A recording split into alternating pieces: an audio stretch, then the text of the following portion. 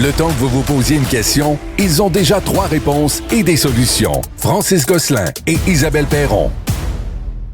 Peut-être que vous allez voyager, peut-être que vous irez prendre un verre ce soir, vous êtes peut-être en train de déménager.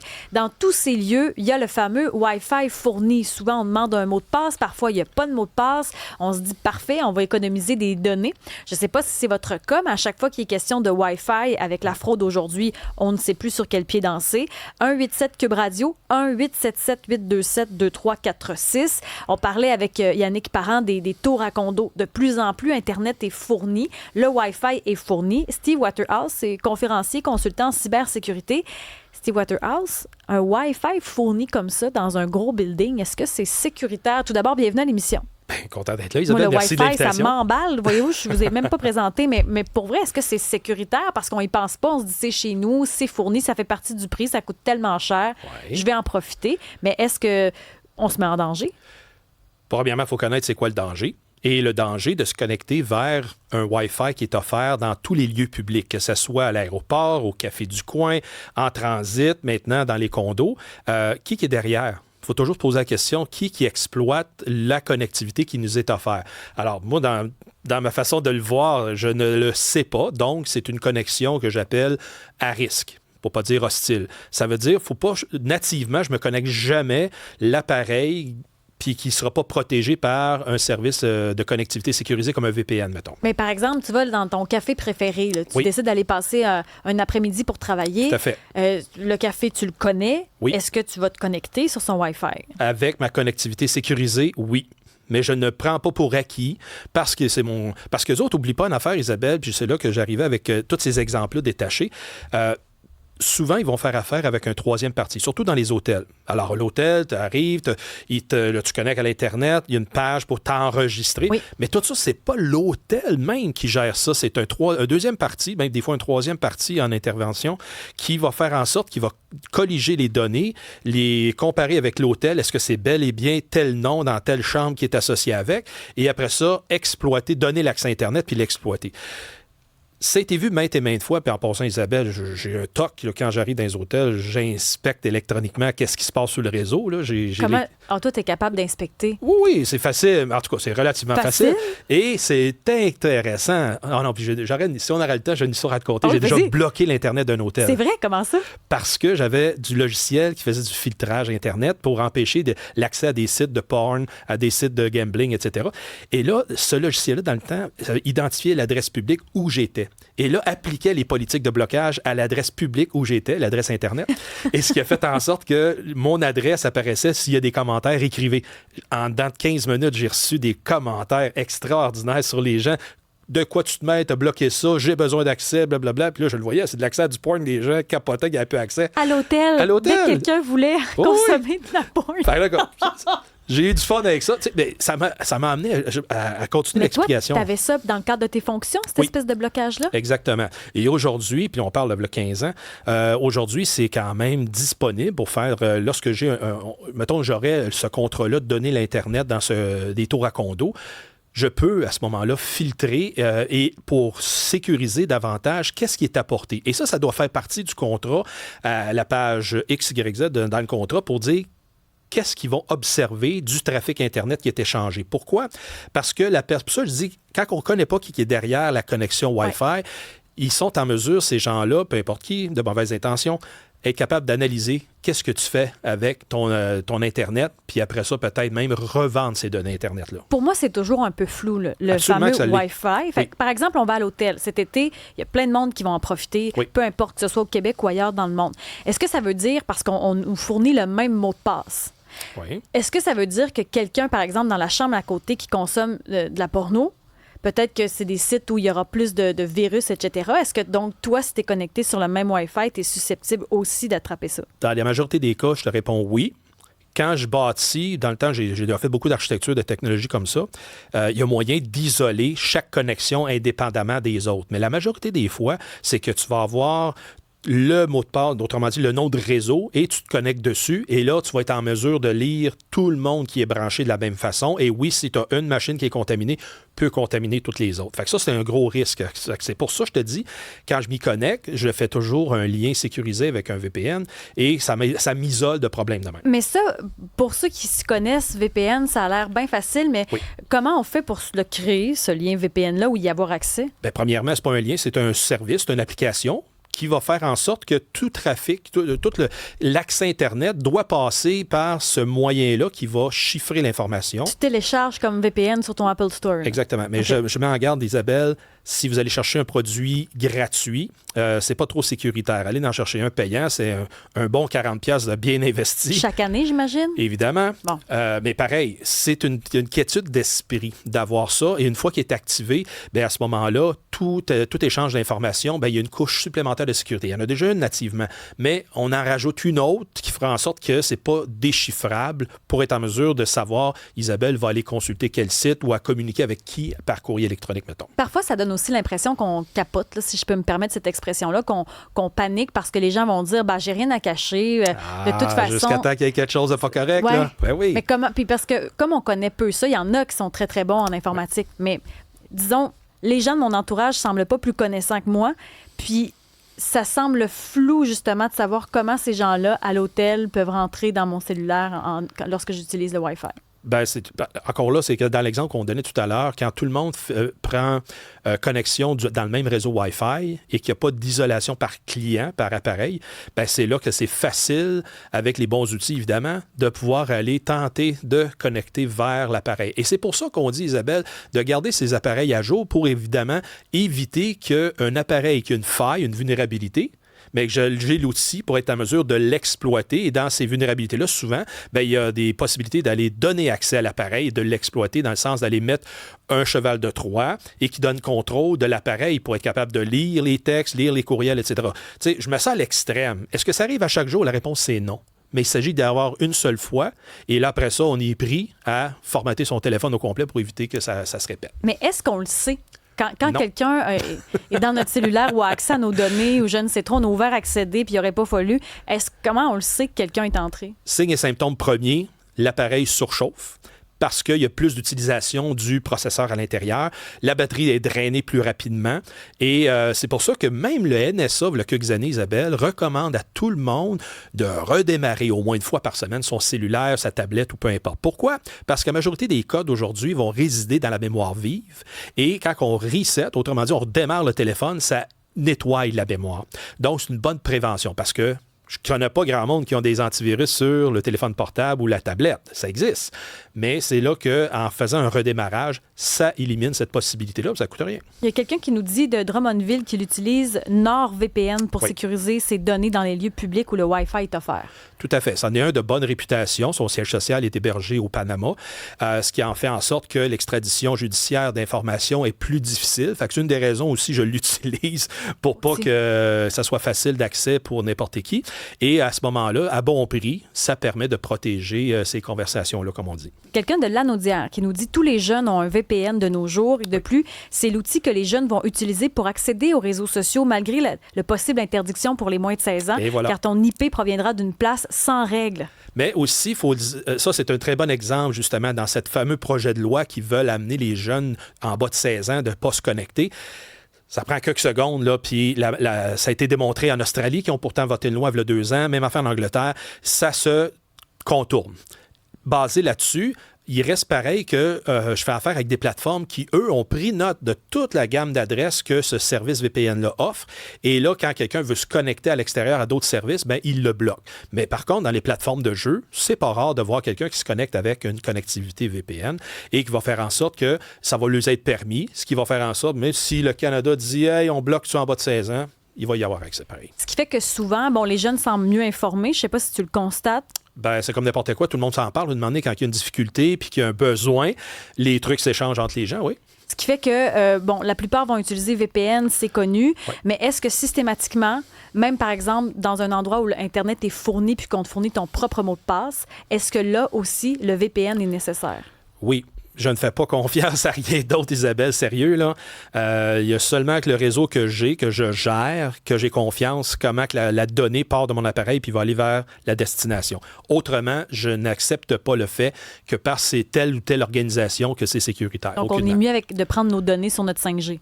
Ben, ça peut aller, oui, à ce point-là, si entre deux mondes à mal, c'est certain que la donnée sur le 5G va être plus fiable qu'un Wi-Fi public. Cependant, il y a de plus en plus des incidents qui arrivent où ce qu'il y a, soit légitime ou illégitime, des tours à cellulaire, des IMSI catchers qu'on appelle, qui sont peu importe, sont déployés où. Et si on n'est pas capable d'avoir la captation d'une antenne à 5G et on voit sur notre téléphone qu'on est à 3G, il faut se poser des questions. On voit 5G+ aussi? Oui, ça, c'est encore... c'est un autre débat, je ne peux pas embarquer là-dedans tout de suite. Il y a quelque chose à dire de le fun là-dessus. Mais il reste toujours bien, c'est là que, ayant la connectivité à VPN, ben, si jamais c'est un faux site cellulaire, ben, nos données vont être protégées.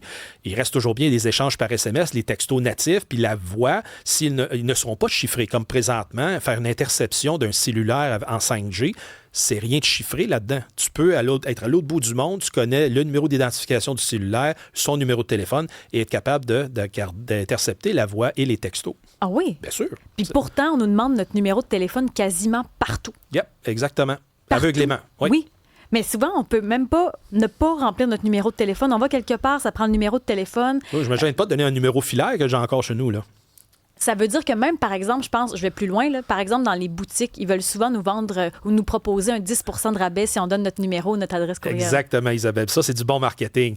Mais tu sais, je dis souvent cet exemple-là en disant, tu sais, j'achète une simple paire de bas. Pourquoi faut que je te donne mon numéro de téléphone, mon code postal, mon adresse email? Tu sais, c'est pour du marketing qu'eux autres veulent avoir, te ressolliciter. C'est une façon de faire des affaires. Mais comme consommateur, si on t'en perd constamment à dire oui, oui, oui tout le temps, ça va continuer. Bon, par rapport au 5G+, tu as réagi. Et là, ça pique ma curiosité. Qu'est-ce qui se passe avec ça? En région urbaine, le déploiement d'une architecture 5G s'est bien déroulé, puis on le voit au quotidien, on a une bonne bande passante, autrement dit, il n'y a pas de latence, c'est ça qui est promis par cette technologie-là. Mais quand, Isabelle, on sort en région, là, puis tu connais un peu les régions toi aussi. Oui. Est-ce que tu as toujours une vitesse 5G au bout du téléphone? Non. Pourquoi tu penses? C'est compliqué, les tours. C'est pas juste compliqué, c'est qu'en région, le tuyau qui se rend à la tour à cellulaire, il n'a toujours pas été mis à jour. Ils n'ont pas fait du déploiement de fibre optique pour augmenter ce qui est installé il y a 25 ans. Et là, c'est là qu'ils font des milliards de profits, peut-être les compagnies de télécom, mais ils ne l'ont pas investi dans les régions. Puis là, après ça, on a des projets du gouvernement qui viennent installer en région des tours qui ont dit, tiens, déroulez votre fibre optique, on vous l'a installé, on vous a fait sauver 4, 5, 600 000 $.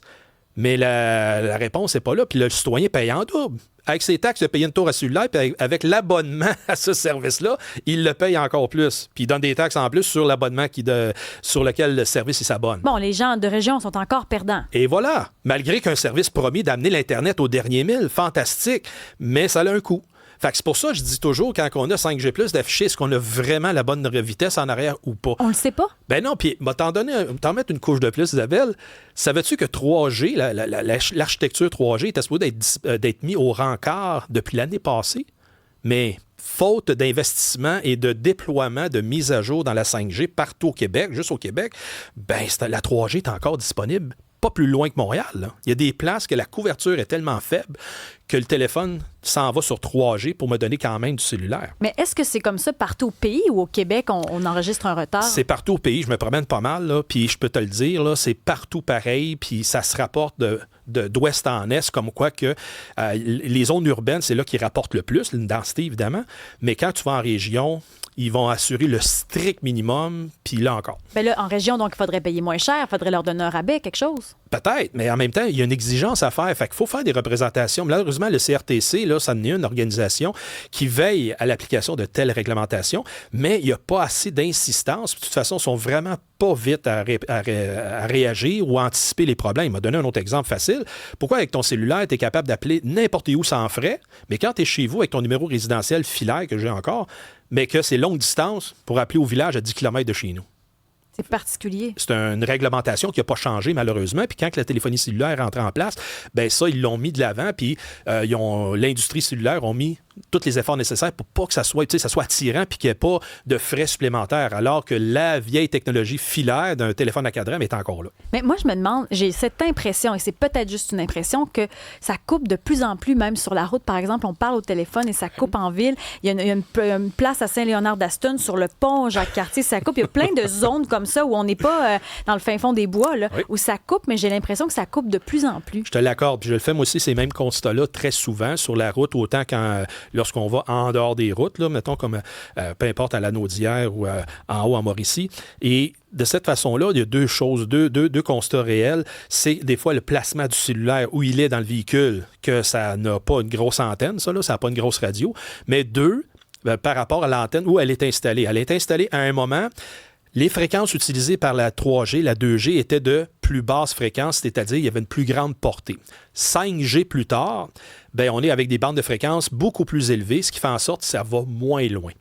Alors, c'est une des raisons pourquoi que des fois, l'architecture n'a pas été bien adoptée. Pourtant, en 5G, tu as des basses fréquences pour les appareils IoT dans le 600-700 MHz, les anciennes bandes de télé UHF, et qui va faire en sorte que ça va être capable d'aller porter le signal plus loin. Mais c'est pas partout que ça a été pourvu comme ça. Fait que c'est pour ça que la réalité, à part de le mesurer soi-même, les compagnies de téléphonie cellulaire, ils n'auront pas te le dire, en passant, va pas là, la couverture est moins bonne. Ah, puis on le voit, il y a même des zones à travers le Québec, par exemple, entre Baie-Saint-Paul jusqu'à Baie-Comeau, des fois, tu n'as juste pas de réseau. Là. Non, exactement. Je peux te montrer 56 km de long en partant de ces coins-là, que c'est rien, même pas 3G, rien. Pas tout. Il nous reste juste 2 minutes, mais il faut quand même en glisser un mot parce qu'on parle du Wi-Fi, il faut faire attention même quand c'est gratuit. Mais tu voulais quand même lever un drapeau par rapport aux services de santé. On a beaucoup parlé de dossiers santé numérique qui a ralenti de 50 % les soins quand on l'a implanté, mais on n'est pas très prudent non plus à ce niveau-là sur le web.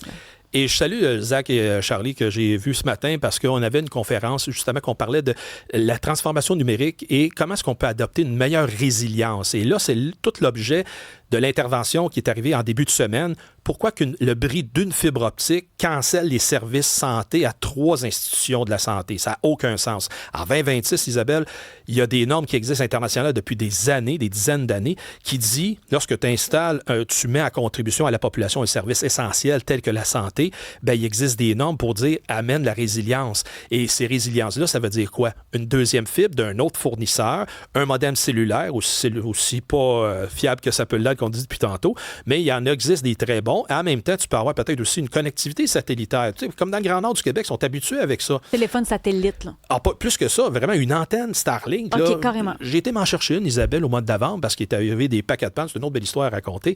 Mais que mon modem cellulaire était plus capable. Il n'y avait pas de signal, zéro. J'avais pas d'Internet câblé, zéro. Fait que j'ai été, on m'a installé une antenne satellitaire. Le satellite, lui, il est toujours là.